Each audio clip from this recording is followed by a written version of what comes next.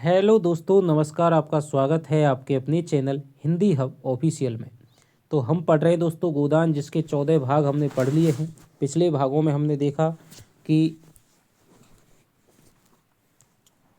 होरी की गाय है वो मर जाती है, और गाय मर जाती है तो हीरा है वो वहाँ से भाग जाता है।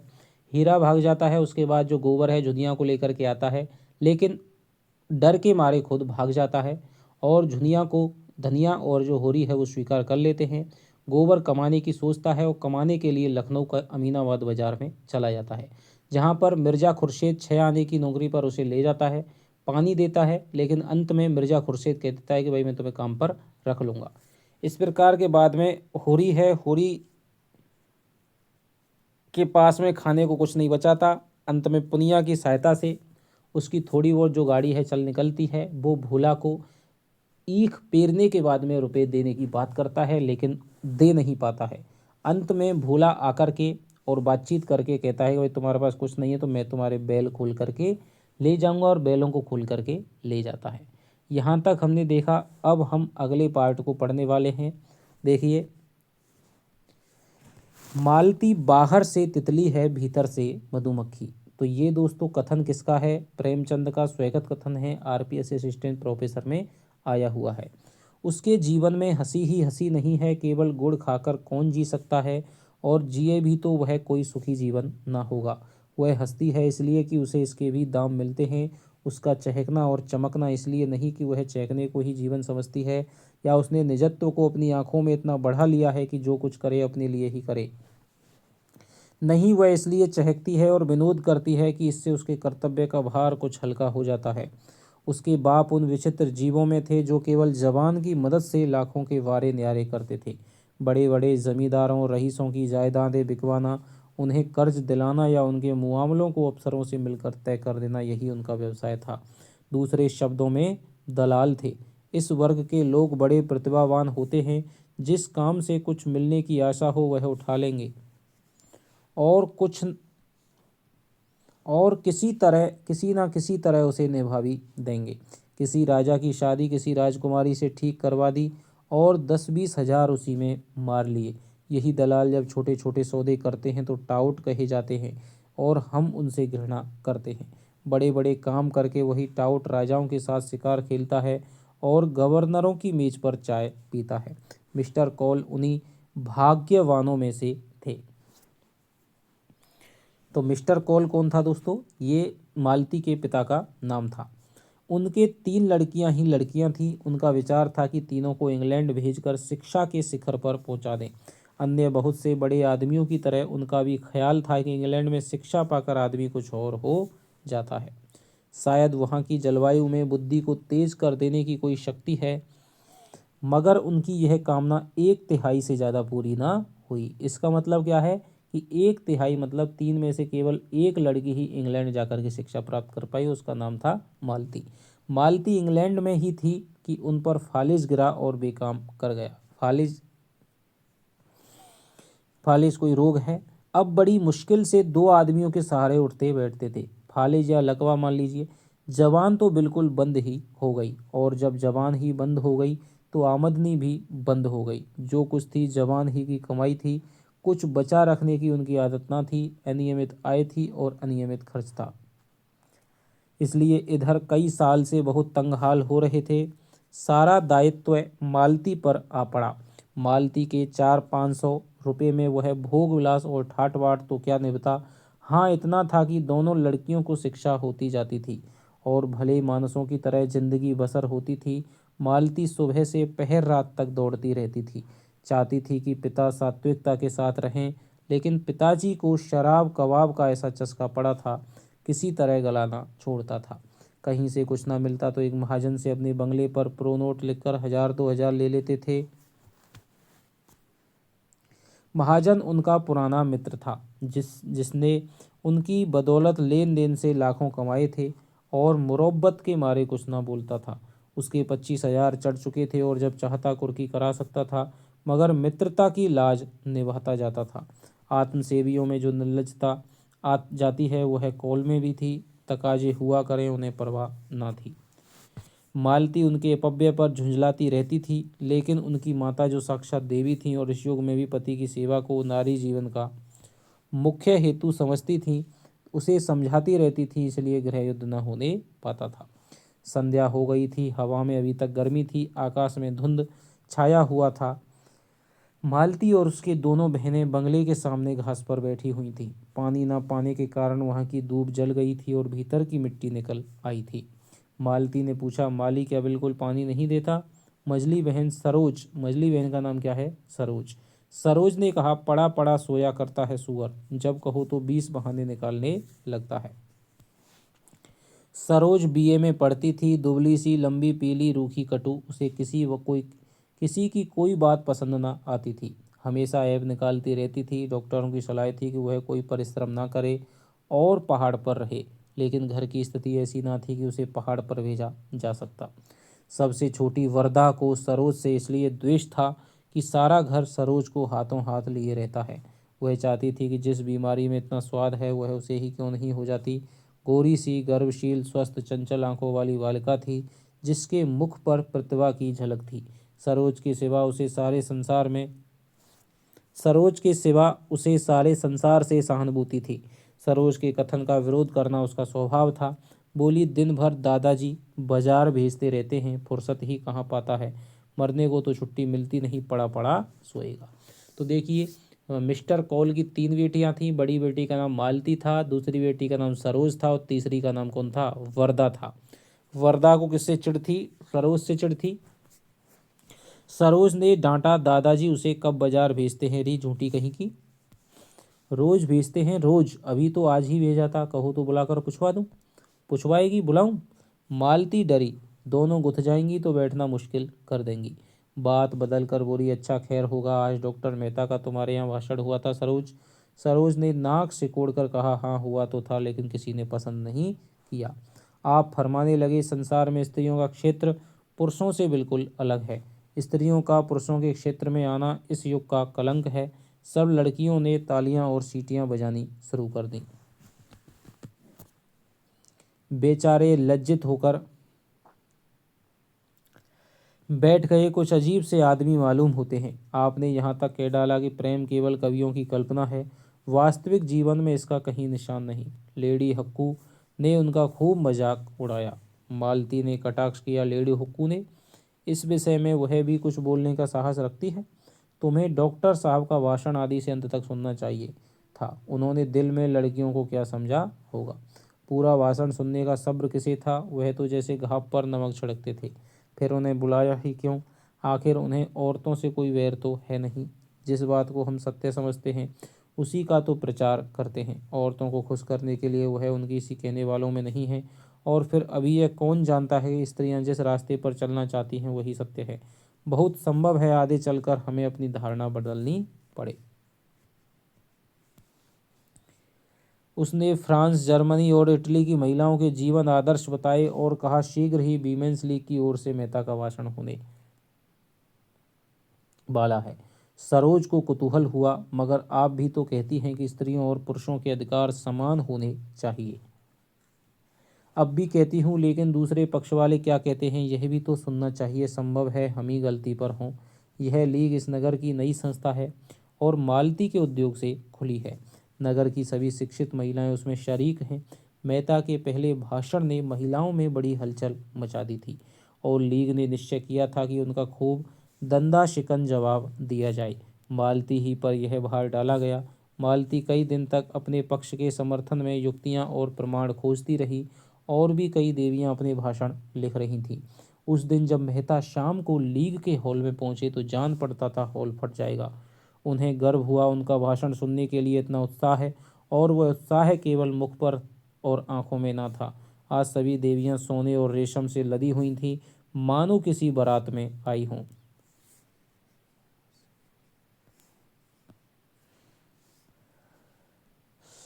मेहता को परास्त करने के लिए पूरी शक्ति से काम लिया था, और यह कौन कह सकता है कि जगमगाहट शक्ति का अंग नहीं है। मालती ने तो आज के लिए नए फैशन की साड़ी निकाली थी, नए काट के जंपर बनवाए थे, रंग रोगन और फूलों से खूब सजी हुई थी, मानो उसका विवाह हो रहा हो। वीमेंस लीग में इतना समारोह है और कभी ना हुआ था। डॉक्टर मेहता अकेले थे, फिर भी देवियों के दिल कांप रहे थे। सत्य की एक चिंगारी असत्य के एक पहाड़ को भस्म कर सकती थी। सबसे पीछे की सफ में मिर्जा और खन्ना और संपादक जी भी विराज रहे थे। मिर्जा खुर्शीद और खन्ना जी, मिस्टर खन्ना, और संपादक ओंकार नाथ जी। राय साहब भाषण शुरू होने के बाद आए और पीछे खड़े हो गए। मिर्जा ने कहा, आ जाइए, आप भी खड़े कब तक रहिएगा। राय साहब बोले, नहीं भाई, यहाँ मेरा दम घुटने लगेगा। तो मैं खड़े होता हूँ, आप बैठिए। राय साहब ने उनके कंधे दबाए। तकल्लुफ़ नहीं, बैठे रहिए, मैं थक जाऊंगा तो आपको उठा दूंगा और बैठ जाऊंगा। अच्छा मिस मालती सभा नेत्री हुई। खन्ना साहब कुछ इनाम दिलवाइए। खन्ना ने रोनी सूरत बनाकर कहा, मिस्टर मेहता पर ही निगाह है, मैं तो गिर गया। मिस्टर मेहता का भाषण शुरू हुआ। देवियों, जब से मैं इस तरह आपको संबोधित करता हूँ तो आपको कोई बात खटकती नहीं। आप इस सम्मान को अपना अधिकार समझती हैं, लेकिन आपने किसी महिला को पुरुषों के प्रति देवता का व्यवहार करते सुना है?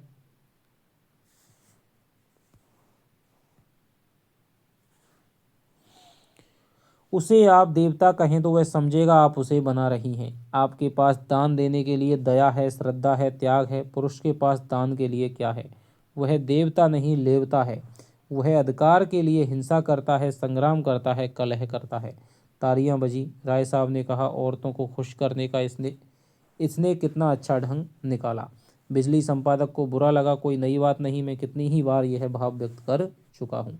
मेहता आगे बढ़े, इसलिए जब मैं देखता हूँ हमारी उन्नत विचारों वाली देवियाँ उस दया और श्रद्धा और त्याग के जीवन से असंतुष्ट होकर संग्राम और कलह, हिंसा के जीवन की ओर दौड़ रही हैं और समझ रही हैं कि यही सुख का स्वर्ग है, तो मैं उन्हें बधाई नहीं दे सकता।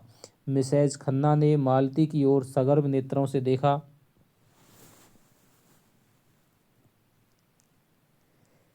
मालती ने गर्दन झुका ली। खुर्शीद बोले, अब कहिए। मेहता दिलेर आदमी है, सच्ची बात कहता है और मुंह पर। बिजली संपादक ने नाक सिकोड़ी। अब वह दिन लद गए जब देवियां इन चकमों में आ जाती थीं। उनके अधिकार हड़पते जाओ और कहते जाओ, आप तो देवी हैं, लक्ष्मी हैं, माता हैं। मेहता आगे बढ़े। स्त्री को पुरुष के रूप में, पुरुष के कर्म में रत देखकर मुझे उसी तरह वेदना होती है जैसे पुरुष को स्त्री के रूप में, स्त्री के कर्म में रत देखकर।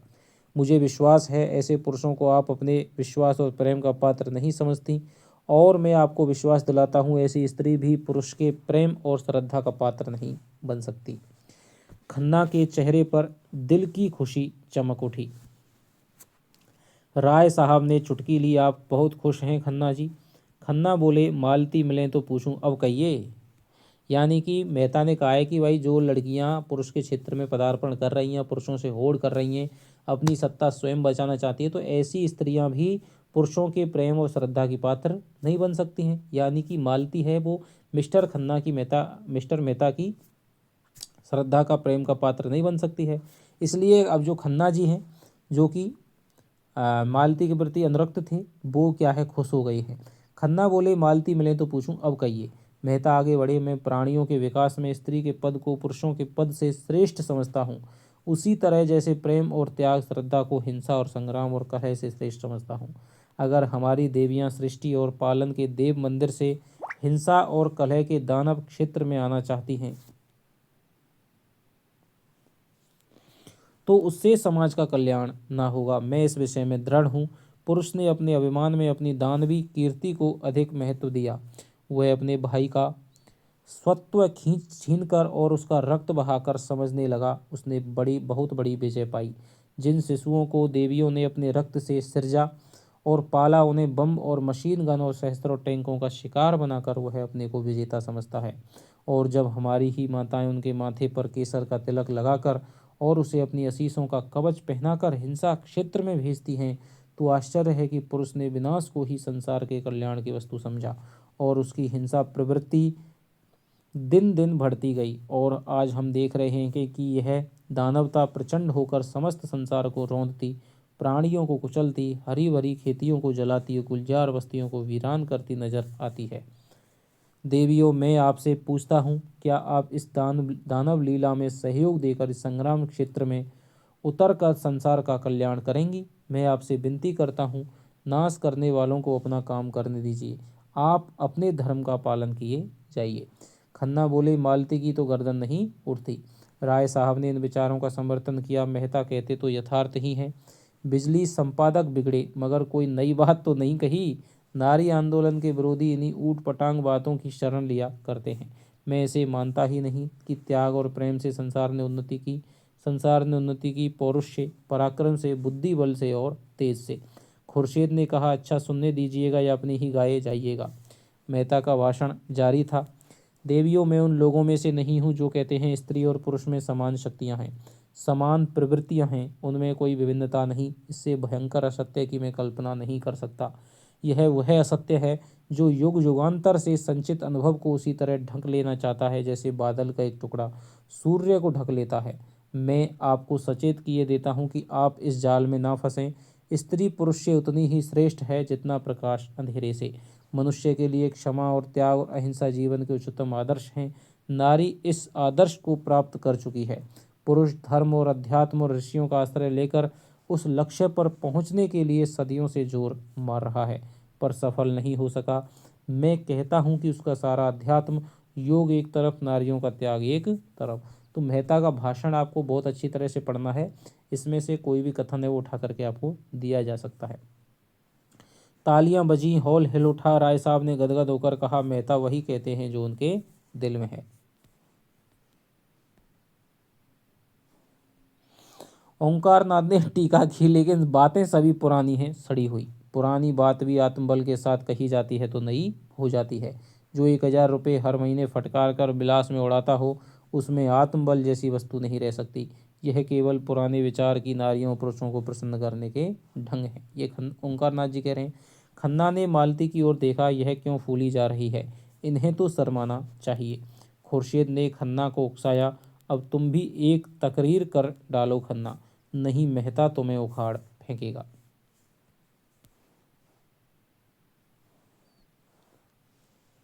आधा मैदान तो उसने अभी मार लिया है। खन्ना खिसियाकर बोले, मेरी ना कहिए, मैंने ऐसी कितनी चिड़ियां फंसाकर छोड़ दी हैं। राय साहब ने खुर्शीद की तरफ आंख मारकर कहा, आजकल आप महिला समाज की तरफ आते जाते हैं, सच कहना कितना चंदा दिया। खन्ना पर झेप छा गई। मैं ऐसे समाजों को चंदे नहीं दिया करता जो कला का ढोंग रचाकर दुराचार फैलाते हैं। मेहता का भाषण जारी था। पुरुष कहता है, जितने दार्शनिक वैज्ञानिक आविष्कारक हुए हैं वह सब पुरुष थे। जितने बड़े बड़े महात्मा हुए हैं वह सब पुरुष थे। सभी योद्धा, सभी राजनीति के आचार्य, बड़े बड़े नाविक, बड़े बड़े सब कुछ पुरुष थे। लेकिन इन बड़े बड़ों के समूह ने मिलकर किया क्या? महात्माओं और धर्म प्रवर्तकों ने संसार में रक्त की नदियां बहाने और वैमनस्य की आग भड़काने के सिवाय और क्या किया? योद्धाओं ने भाइयों की गर्दनें काटने के सिवाय क्या यादगार छोड़ी? राजनीतिज्ञों की निशानी अब केवल लुप्त साम्राज्यों के खंडहर रह गए हैं और आविष्कारकों ने मनुष्य को मशीन का गुलाम बना देने के सिवाय और क्या समस्या हल कर दी? पुरुषों की रची हुई संस्कृति में शांति कहाँ है, सहयोग कहाँ है? ओंकारनाथ उठकर जाने को हुए। विलासियों के मुंह से बड़ी बड़ी बातें सुनकर मेरी देह भस्म हो जाती है। खुर्शीद ने उनका हाथ पकड़कर बैठाया। आप भी संपादक जी निरापोंगे ही रहे। अजी यह दुनिया है, जिसके जी में जो आता है बकता है। कुछ लोग सुनते हैं और तालियां बजाते हैं। चलिए किस्सा खत्म। ऐसे ऐसे बेशुमार आएंगे और चले जाएंगे और दुनिया अपनी रफ्तार से चलती रहेगी। यहाँ बिगड़ने की कौन सी बात है? असत्य सुनकर मुझसे सहा नहीं जाता। राय साहब ने इन्हें और चढ़ाया। उल्टा के मुंह से सतियों की सी बात सुनकर किसका जीना जलेगा? तो राय साहब हैं वो ओंकारनाथ जी को क्या कर रहे हैं? और जला रहे हैं। ओंकारनाथ फिर बैठ गए। मेहता का भाषण जारी था। मैं आपसे पूछता हूँ, क्या बाज की चिड़ियों का शिकार करते देखकर हंस को यह शोभा देगा कि वह मानसरोवर की आनंदमयी शांति को छोड़कर चिड़िया का शिकार करने लगे? अगर वह शिकारी बन जाए तो आप उसे बधाई देंगी। हंस के पास उतनी तेज चोंच नहीं है, उतना तेज चंगुल नहीं है, उतनी तेज आंखें नहीं हैं, उतने तेज पंख नहीं हैं और उतनी तेज रक्त की प्यास नहीं है। उन अस्त्रों का संचय करने में उसे सदियां लग जाएंगी। फिर भी वह बाज बन सकेगा या नहीं, इसमें संदेह है। मगर बाज बने या ना बने, वह हंस ना रहेगा और हंस जो मोती चुगता है। तो देखिए आज के ज़माने पर कितनी दोस्तों सटीक है, कितनी सटीक बात है प्रेमचंद जी लिख रहे हैं। खुर्शीद ने टीका की, यह तो शायरों की सी दलीलें हैं, मगर बाज भी उसी तरह शिकार करती है जैसे नरबाज। ओंकारनाथ प्रसन्न हो गए, उस पर आप फिलोसफर बनते हैं। इस तर्क के बल पर खन्ना ने दिल का गुबार निकाला। फिलोसफर की दुम है, फिलोसफर वह है जो। ओंकारनाथ ने बात पूरी की, जो सत्य से जो भर भी ना टले। खन्ना को यह समस्या पूर्ति नहीं रुचि। मैं सत्य वत्य नहीं जानता, मैं तो फिलोसफर उसे कहता हूँ जो फिलोसफर हो सच्चा। खुर्शीद ने दाद दी, फिलोसफर की तो आपने कितनी सच्ची तारीफ की है। वाह सुभान अल्लाह, फिलोसफर वह है जो फिलोसफर हो। क्यों ना हो। मेहता आगे चले, मैं नहीं कहता देवियों को विद्या की जरूरत नहीं है और पुरुषों से अधिक। मैं नहीं कहता देवियों को शक्ति की जरूरत नहीं है और पुरुषों से अधिक। लेकिन वह विद्या और वह शक्ति नहीं जिससे पुरुष ने संसार को हिंसा क्षेत्र बना डाला। अगर वही विद्या और आपका अधिकार क्षेत्र हिंसा और विध्वंस में नहीं, सृष्टि और पालन में है, क्या आप समझती हैं वोटों से मानव जाति का उद्धार होगा, या दफ्तरों में और अदालतों में जबान और कलम चलाने से? इस नकली अप्राकृतिक विनाशकारी अधिकारों के लिए आप वह अधिकार छोड़ देना चाहती हैं जो आपको प्रकृति ने दिए हैं। सरोज अब तक बड़ी बहन के अदब से जब्त किए बैठी थी, अब ना रहा गया, पुकार उठी, हमें वोट चाहिए पुरुषों के बराबर। और कई युवतियों ने हाँक लगाई, वोट वोट। ओंकारनाथ ने वो खड़े होकर ऊंचे स्वर से कहा, नारी जाति के विरोधियों की पगड़ी नीची हो। मालती ने मेज पर हाथ पटक कर कहा, शांत रहो। जो लोग पक्ष या विपक्ष में कुछ कहना चाहेंगे उन्हें पूरा अवसर दिया जाएगा। मेहता बोले, वोट नए युग का मायाजाल है, मरीचिका है, कलंक है, कलंक है, धोखा है। उसके चक्कर में पड़कर आप ना इधर की होंगी ना उधर की। कौन कहता है कि आपका क्षेत्र संकुचित है और आपको अभिव्यक्ति का अवकाश नहीं मिलता? हम सब पहले मनुष्य हैं, पीछे और कुछ। हमारा जीवन हमारा घर है, वहीं हमारी सृष्टि होती है, वहीं हमारा पालन होता है, वहीं जीवन के सारे व्यापार होते हैं। अगर वह क्षेत्र परिमित है तो अपरिमित कौन सा क्षेत्र है? क्या वह संघर्ष जहाँ संगठित अपहरण है, जिस कारखाने में मनुष्य और उसका भाग्य बनता है, उसे छोड़कर आप उन कारखानों में जाना चाहती हैं जहां मनुष्य पीसा जाता है, जहां उसका रक्त निकाला जाता है? मिर्जा ने टोका, पुरुषों के जुल्म ने ही तो उसमें बगावत की यह स्पिरिट यानी कि अभिलाषा या भावना पैदा की है। मेहता बोले, बेशक पुरुषों ने अन्याय किया है, लेकिन उसका यह जवाब नहीं है। अन्याय को मिटाइए लेकिन अपने को मिटाकर नहीं। तो देखिए कितनी अच्छी बात कही है कि भाई यदि पुरुष अत्याचार कर रहा है तो उस अत्याचार को खत्म करिए, लेकिन ये नहीं कि आप अपना स्वरूप है वो ही बदल दें। ठीक है, तो अपने गुणों को नहीं बदलना है।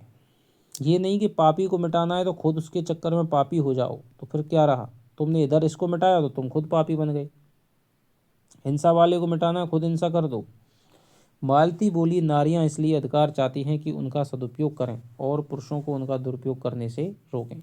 मेहता ने उत्तर दिया, संसार में सबसे बड़े अधिकार सेवा और त्याग से मिलते हैं, वह आपको मिले हुए हैं। उन अधिकारों के सामने वोट कोई चीज़ नहीं। मुझे खेद है, हमारी बहनें पश्चिम का आदर्श ले रही हैं, जहां नारी ने अपना पद खो दिया है और स्वामिनी से गिरकर विलास की वस्तु बन गई है।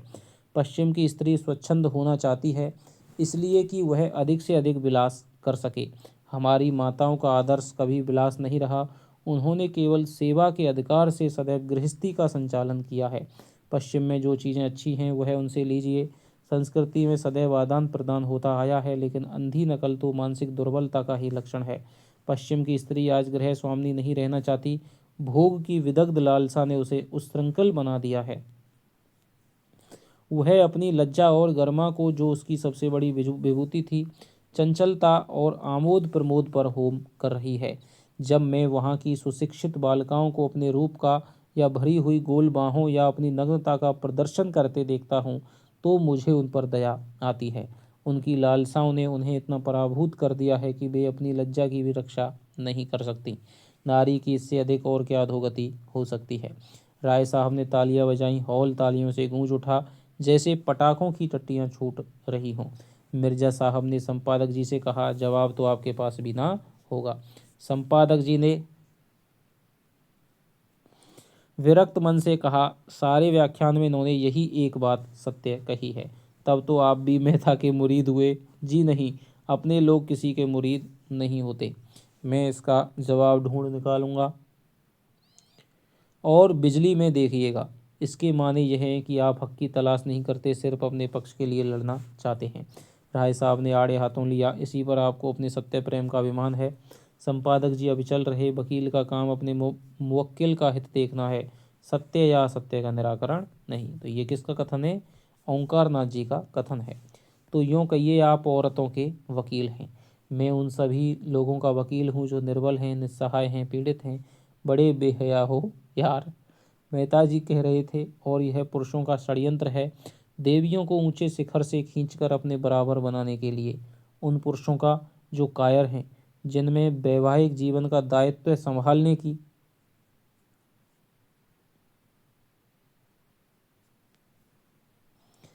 क्षमता नहीं है, जो स्वच्छंद काम क्रीड़ा की तरंगों में साणों की भांति दूसरों की हरी भरी खेती में मुंह डालकर अपनी कुत्सित लालसाओं को तृप्त करना चाहते हैं।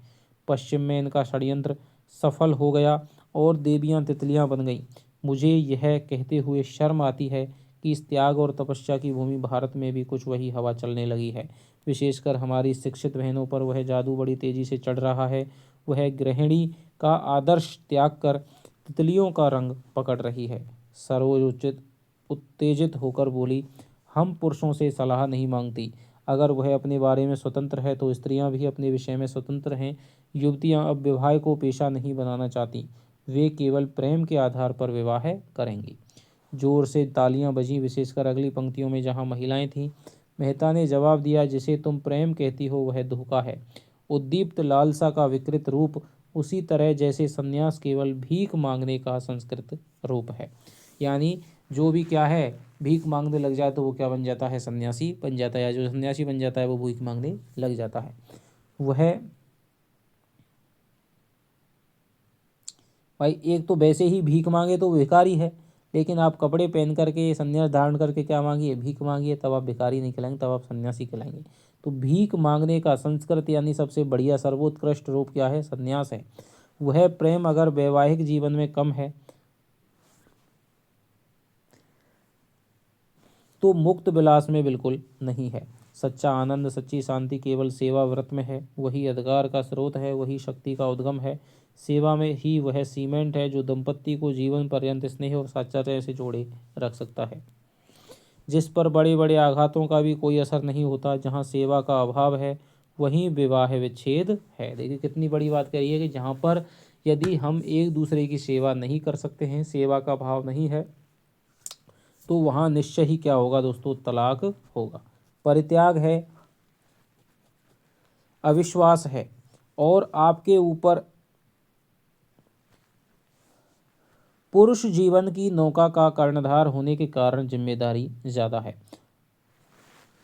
आप चाहें तो नौका को आंधी और तूफानों में पार लगा सकती हैं, और अपनी असावधानी की तो नौका डूब जाएगी और उसके साथ आप भी डूब जाएंगी। भाषण समाप्त हो गया। विषय विवादग्रस्त था। कई महिलाओं ने जवाब देने की अनुमति मांगी, मगर देर बहुत हो गई थी, इसलिए मालती ने मेहता को धन्यवाद देकर सभा भंग कर दी। हाँ, यह सूचना दे दी कि अगले रविवार को इसी विषय पर कई देवियां अपने विचार प्रकट करेंगी। राय साहब ने मेहता को बधाई दी। आपने मन की बातें कही मिस्टर मेहता, मैं आपके एक एक शब्द से सहमत हूँ। मालती हंसी, आप क्यों ना बधाई देंगे, चोर चोर मोसेरे भाई जो होते हैं, मगर यह सारा उपदेश गरीब नारियों के ही सिर क्यों थोपा जाता है? उन्हीं के सिर क्यों आदर्श और मर्यादा और त्याग सब कुछ पालन करने का भार पटका जाता है? मेहता बोले, इसलिए कि वह बात समझती हैं।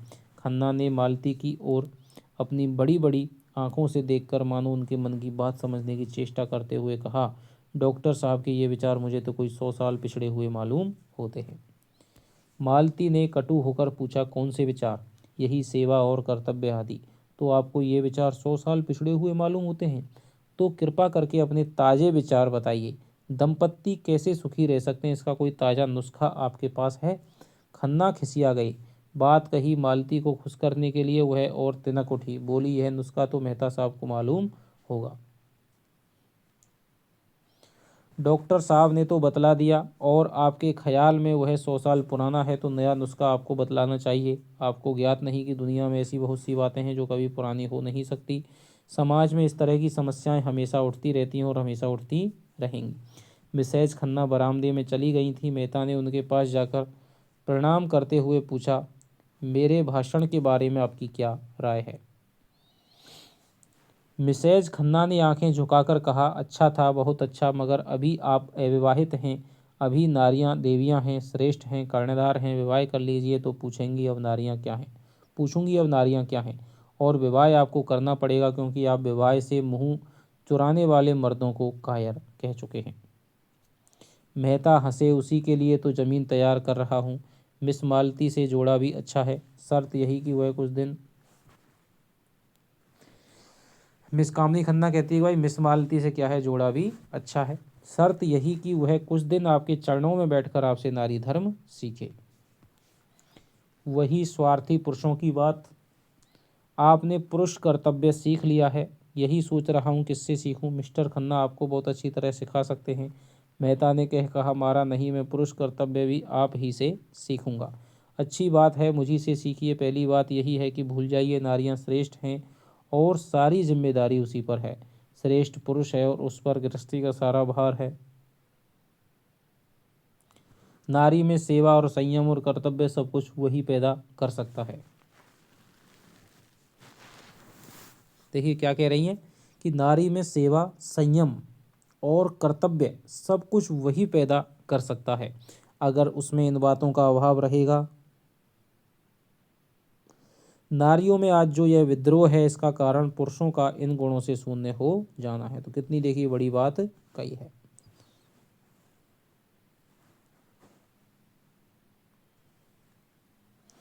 मिर्जा साहब ने आकर मेहता को गोद में उठा लिया और बोले, मुबारक।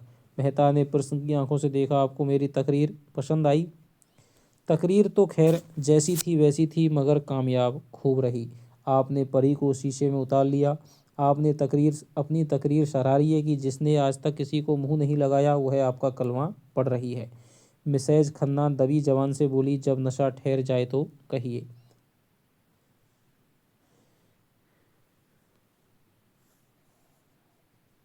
कि भाई जब नशा क्या करे, ठहर जाए, यानी मालती है, उसका कोई पता नहीं, अभी तो प्रशंसा कर रही है, कल बुराई करने लग जाए। मेहता ने विरक्त भाव से कहा, मेरे जैसे किताब के कीड़े को कौन औरत पसंद करेगी देवी जी, मैं तो पक्का आदर्शवादी हूँ। मिसेज खन्ना ने अपने पति को कार की तरफ जाते देखा तो उधर चली गई। मिर्जा भी बाहर निकल गए। मेहता ने मंच पर से अपनी छड़ी उठाई और बाहर जाना चाहते थे कि मालती ने आकर उनका हाथ पकड़ लिया और आग्रह भरी आंखों से बोली, आप अभी नहीं जा सकते, चलिए पापा से आपकी मुलाकात कराऊं और आज वहीं खाना खाइए। मेहता ने कान पर हाथ रखकर कहा, नहीं, मुझे क्षमा कीजिए, वहाँ सरोज मेरी जान खाएगी, मैं इन लड़कियों से बहुत घबराता हूँ। नहीं नहीं, मैं जिम्मा लेती हूँ, जो वह मुँह भी खोले। अच्छा आप चलिए, मैं थोड़ी देर में आऊँगा। जी नहीं, यह ना होगा, मेरी कार सरोज को लेकर चल दी, आप मुझे पहुँचाने तो चलेंगे ही। दोनों मेहता की कार में बैठे। कार चली। एक क्षण के बाद मेहता ने पूछा, मैंने सुना है खन्ना साहब अपनी बीवी को मारा करते हैं। तब से मुझे इनकी सूरत से नफरत हो गई। जो आदमी इतना निर्दयी हो, मैं उसे आदमी नहीं समझता। उस पर आप नारी जाति के बड़े हितैषी बनते हैं, तुमने उन्हें कभी समझाया नहीं। मालती उद्विग्न होकर बोली, ताली हमेशा दो हथेलियों से बजती है, यह आप भूल जाते हैं। मैं तो ऐसे किसी कारण की कल्पना कर ही नहीं सकता। कोई पुरुष अपनी स्त्री को मारे, चाहे स्त्री कितनी ही बदजबान हो, हाँ कितनी ही, तो आप एक नए किस्म के आदमी हैं। अगर मर्द बदमिजाज है तो तुम्हारी राय में उस मर्द पर हंटरों की बौछार करनी चाहिए। क्यों? स्त्री जितनी क्षमाशील हो सकती है, पुरुष नहीं हो सकता। आपने खुद आज यह बात स्वीकार की है। तो औरत की क्षमाशीलता का यही पुरस्कार है। मैं समझता हूँ तुम खन्ना को मुंह लगाकर उसे और भी शह देती हो। तुम्हारा वह जितना आदर करता है, तुमसे उसे जितनी भक्ति है, उसके बल पर तुम बड़ी आसानी से उसे सीधा कर सकती हो, मगर तुम उस सफाई देकर स्वयं उस अपराध में शरीक हो जाती हो। मालती उत्तेजित होकर बोली, तुमने उस समय यह प्रसंग व्यर्थ ही छेड़ दिया। मैं किसी की बुराई नहीं करना चाहती, मगर अभी आपने गोविंदी देवी को पहचाना नहीं। आपने उनकी भोली भाली शांत